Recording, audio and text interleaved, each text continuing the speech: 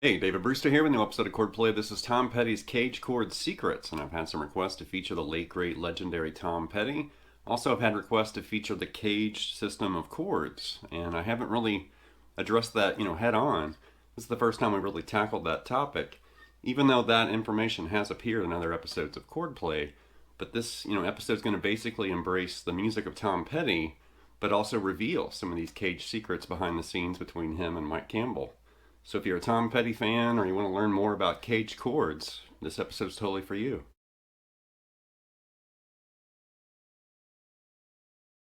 Well, putting this episode together, I couldn't help but notice lots of photographs of Petty's legendary, the clubhouse. And that's where they basically stored a lot of their equipment, a lot of his vintage, guitars and amps, and they rehearsed and recorded there and stuff.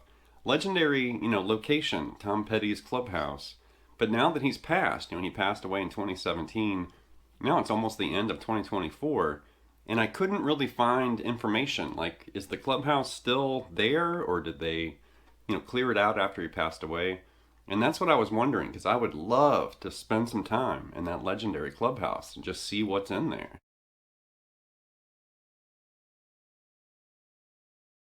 So the idea for this lesson's actually been on the back burner for a while, and a couple months ago I featured Joe Pass in a Chordplay episode and talked about this issue of Guitar Player magazine from August of 1986, and I've devoured this magazine. And in the same issue, there's actually a very insightful interview with Tom Petty and Mike Campbell, and they're talking about working together, separating parts and trying to stay off each other's toes and arranging guitar parts and working together, recording in the studio and stuff. And that definitely put a giant light bulb over my head, like, hey, they're talking about technically using the CAGED system of chords, which this episode's going to totally talk about.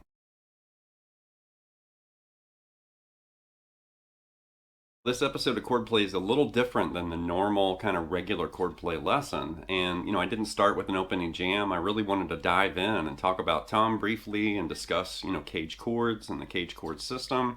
So this is going to be a little bit different, but we are going to hit some actual, music from Tom Petty and really investigate, Tom and Mike kind of working together. And so there's not a lot of music. There's like 3 examples, I think, from 3, different Tom Petty albums. But it's directly related to the CAGED system of chords, which we're going to break that down in major and minor keys in this episode. So just a heads up.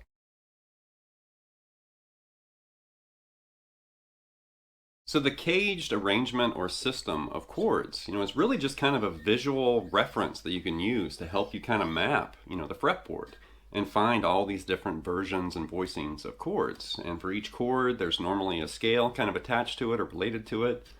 And we're literally kind of syncing up these shapes, and it spells the word cage. That's C-A-G-E-D, CAGED.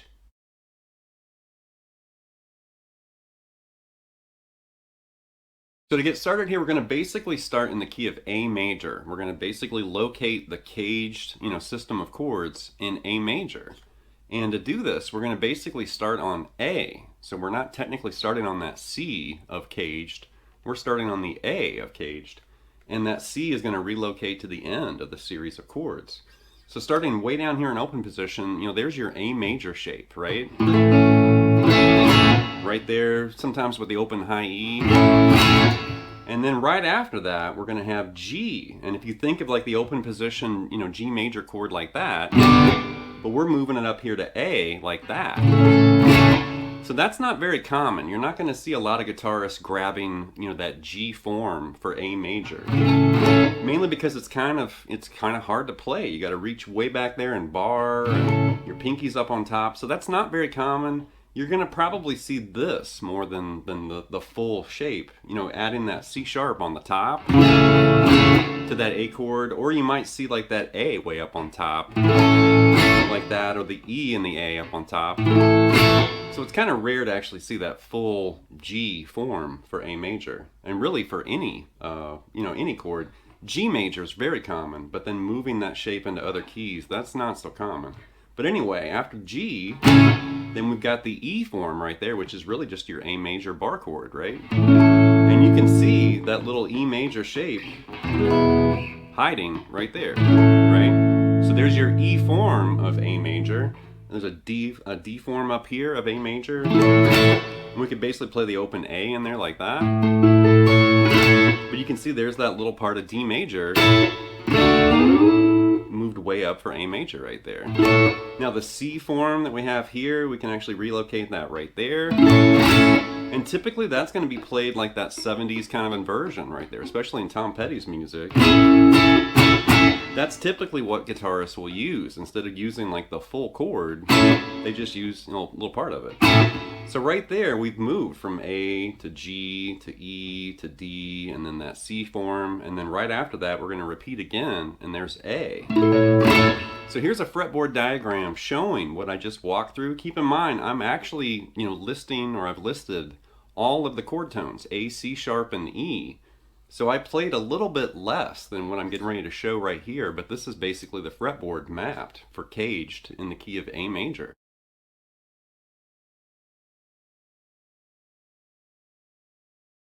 Now for a really strong song example from Tom Petty, this is from Jammin Me from the album Let Me Up, I've Had Enough. And this is a very basic example of what we're talking about here, because really what we're talking about is selecting a key and finding a chord, and then basically locating other chords related to that chord. And sometimes guitarists, like two guitarists in a band, sometimes they'll match up and they'll play the exact same thing, but more often than not, they usually separate their parts. And somebody plays lower, somebody plays higher, and they kind of, mix things up like that. And it definitely sounds better, unless you're looking for that super huge kind of sound where everything's doubled. Then maybe you do want to play, the same things at the same time. But then sometimes you definitely want to split off. So for Jammin Me, Tom's basically just moving from A to E down here, like power chords, basically.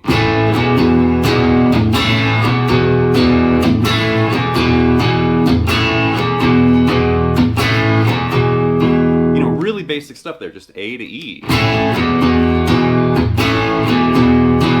I'm going to loop that with the MXR clone looper, and then in that song you can hear Mike basically kind of counter that with this higher form of what he's playing. So here's the A and E like Tom would play, and then here's the other part.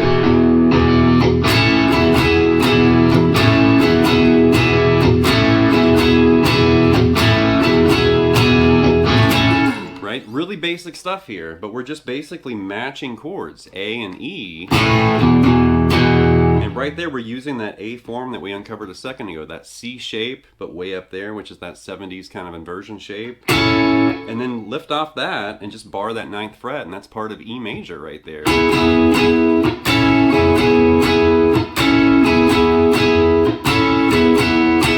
So a very basic example, but that's definitely showing you what I'm talking about here as far as arranging chords and finding parts, and Tom and Mike, avoiding stepping on each other's toes. And they're separating those chords like that.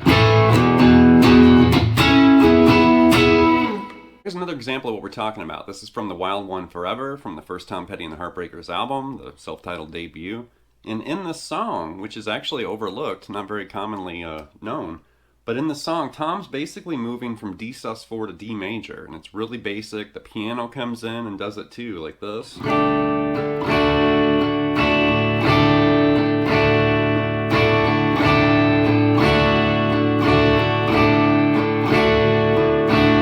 Very basic stuff, just two chords, D sus4, D major, strummed kind of lazily. And I'm going to loop this once again with the MXR clone looper. And then check out what Mike does above this. So here's Tom's part, and here's Mike's part.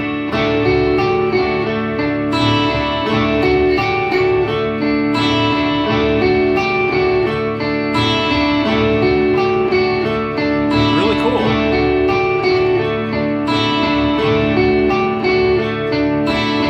So that's really crafty. Way up here, that's going to be an implied D add 11, added to that, sus4 to D major chord like that. So it's implied. And then right there, it's like part of D sus2 with that high E open. Really interesting kind of counterpart to, Tom's kind of basic chord part down there. And you put those together and it's really interesting.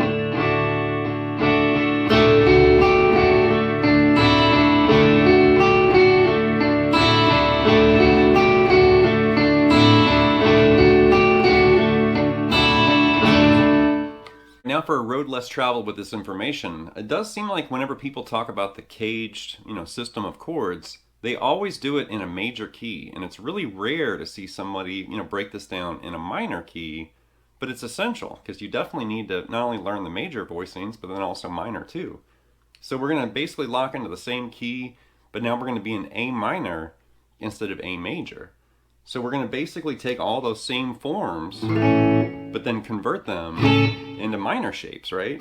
So there were our major shapes that we located earlier.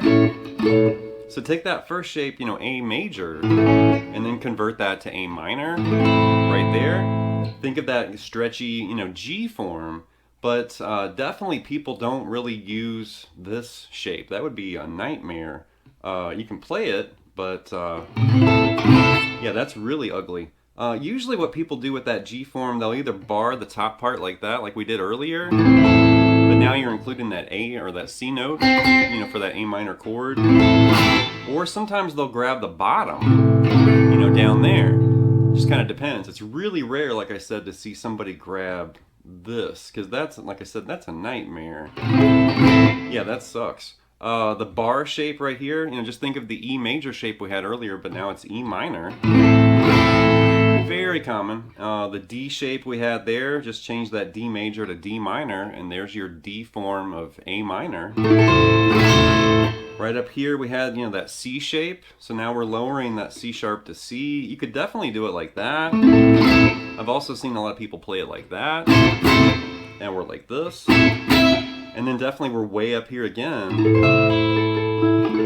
for that final A minor an octave higher. So right there we just ran through, the minor voicings or versions of those chords. And it's very, very eye-opening and very useful to kind of see this mapped out in a minor key as well.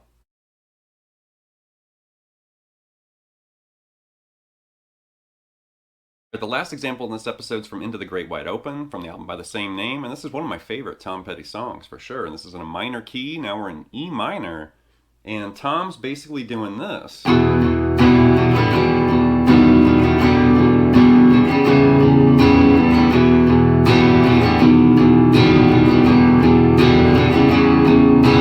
Very moody chord progression, but that E minor, and then E minor major 7. And then E minor 7, and then an E minor 6 right there. So we're really just descending, one note at a time in that chord progression.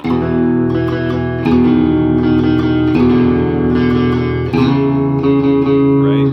And coming up with that really moody progression. And then you hear eventually what Mike does on top of that. And his part's very simple, like this. So here's Tom's, kind of moody chord progression strummed. And then here's Mike's part.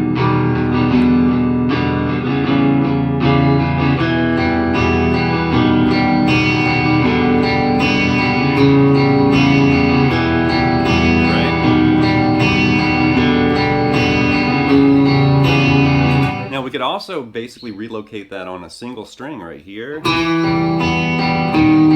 that.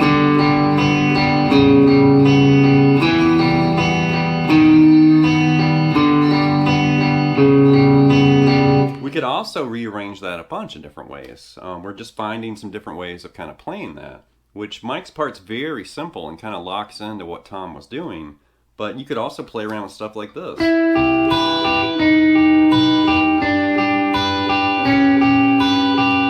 Just find some different ways of making that, descending note kind of appear in your chords and progressions. And I'm also kind of, expanding or moving those parts away from each other, because I do believe Mike actually played it here.